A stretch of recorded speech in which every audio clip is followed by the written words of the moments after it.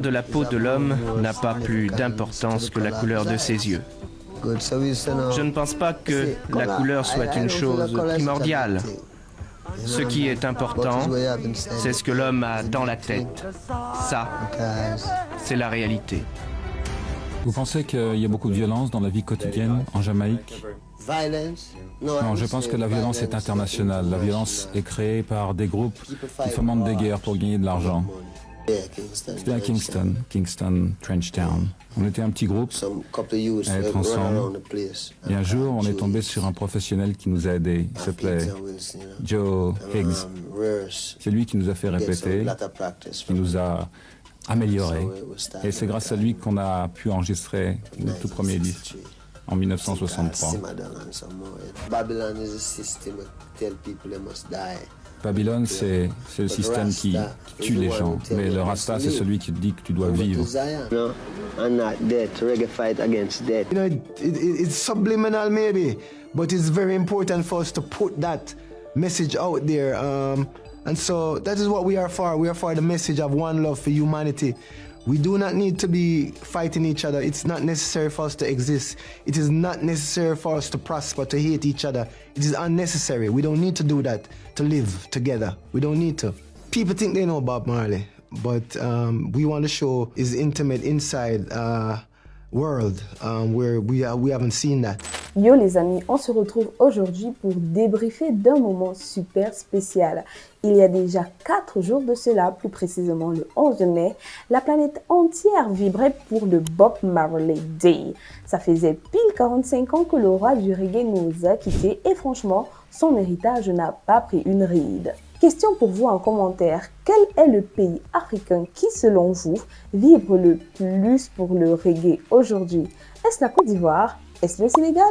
Est-ce le Nigeria? Ou encore, est-ce le Burkina Faso ou le Mali? Sans Bob Marley, est-ce qu'on aurait même les afrobeats d'aujourd'hui? Je pose la question sérieusement. Le reggae, c'est le père du dancehall. Le dancehall, c'est le cousin germain de l'afrobeat nigérien et du coupé-décalé. Eh oui.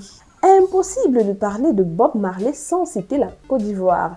Alpha Blondy a repris le relais avec Brigadier Sabari. Tikinja a apporté le côté politique brut de décoffrage. Ils ont compris que le reggae n'était pas qu'une musique pour bouger la tête, mais un journal télévisé pour ceux qui n'ont pas la parole. Si tu es comme la majorité des personnes qui ne connaissent pas Bob Marley et l'univers du reggae, ce sont des choses qui vont évoquer des locks et de l'herbe principalement. Mais si tu es comme ceux qui connaissent vraiment ce personnage et cet artiste, alors ce nom t'évoque la paix, la liberté et surtout le respect des droits de l'homme. En 1973, dans sa chanson Slave Driver, il dénonce l'esclavage et ses conséquences, comme l'extrême pauvreté dans laquelle vivent les afro-descendants jamaïcains. Et l'artiste en parle à une période où ces sujets sont tabous. Bob Marley a été véritablement, de ce point de vue-là, un déclencheur de conscience. Cette partie de l'histoire qui n'a pas été racontée, Marley va être celui qui effectivement va mettre le doigt là où ça fait mal, là où la plaie est encore ouverte. Bob Marley, c'est bien plus que des locks et un bonnet tricoté en jaune, vert, rouge. Et le 11 mai de chaque année, et ce jour-là également, nous avons quelque chose d'incroyable qui s'est passé. Une réédition vinyle limitée de son album Uprising 1980 est disponible pour le 45e anniversaire, soulignant l'impact intemporel de son dernier album de son vivant. Tout ceci, c'est sans oublier les Marley Nights et Radio Spéciales. Partout dans le monde,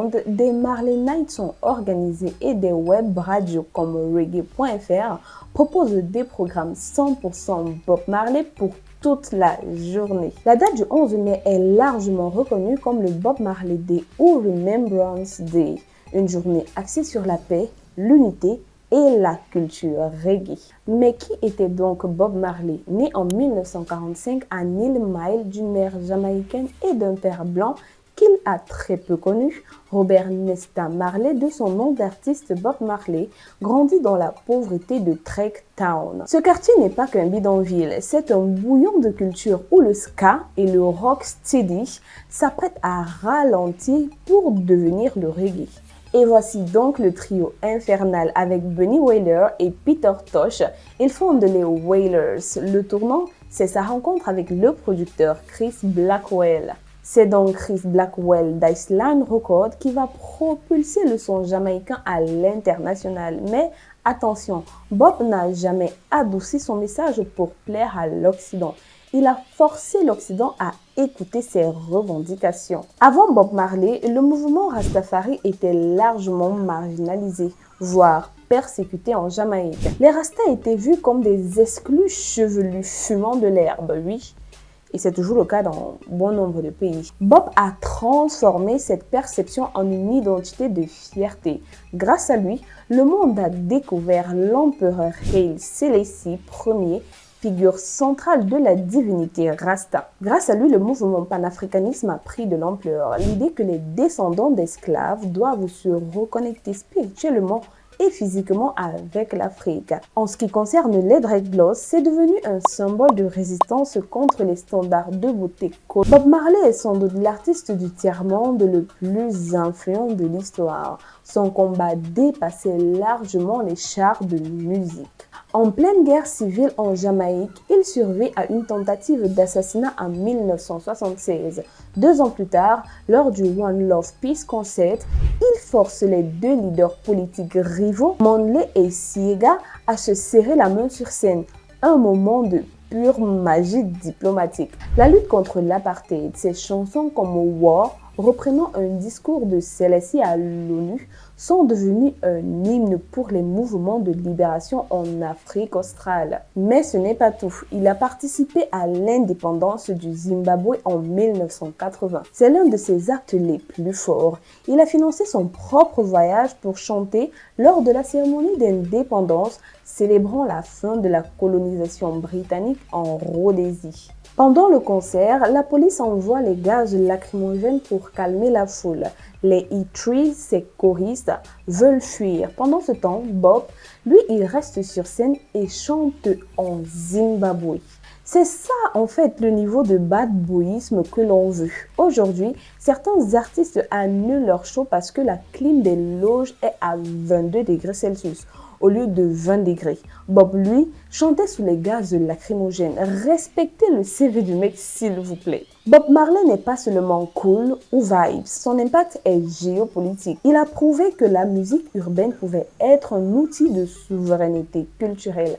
Alors, pourquoi son message résonne encore? Redemption Song, son ultime message, reste le slogan de millions de personnes luttant pour leur liberté intellectuelle. Il a été l'un des plus grands promoteurs de l'unité du continent, bien avant que les institutions modernes n'en fassent un sujet de sommet international. Donc, dans un monde de marketing, son message One Love n'était pas une accroche publicitaire, mais une nécessité de survie. Bob Marley est mort à 36 ans, mais comme il le disait lui-même, sa musique vivra pour toujours. C'est donc l'exemple parfait de la manière dont une culture locale peut devenir un langage universel de résistance. D'ailleurs, selon toi, quelle est la chanson de Bob qui définit le mieux notre époque actuelle? Laisse ton avis dans les commentaires, je serai ravie de te lire. Alors, que retenir de ce 11 mai? Il faut retenir que Bob Marley n'est pas mort, enfin physiquement si, mais son influence sur la musique urbaine africaine est plus que jamais vivante. Chaque fois qu'un artiste africain dénonce la corruption, chaque fois qu'on mélange des rythmes traditionnels avec des sons modernes pour conquérir le monde, il y a un peu de l'ADN de Robert Nesta là-dedans. Si tu as aimé cette vidéo, lâche un pouce bleu, abonne-toi si ce n'est pas encore fait et active la cloche de notification pour ne rien manquer aux prochaines vidéos. Ciao! Pour streamer tous tes artistes favoris en toute liberté, télécharge l'application 100% africaine nommée Diba World. Tu peux également vendre tes propres sons en ligne ou les donner gratuitement à ta communauté grâce à la plateforme. Rendez-vous sur Play Store ou sur App Store.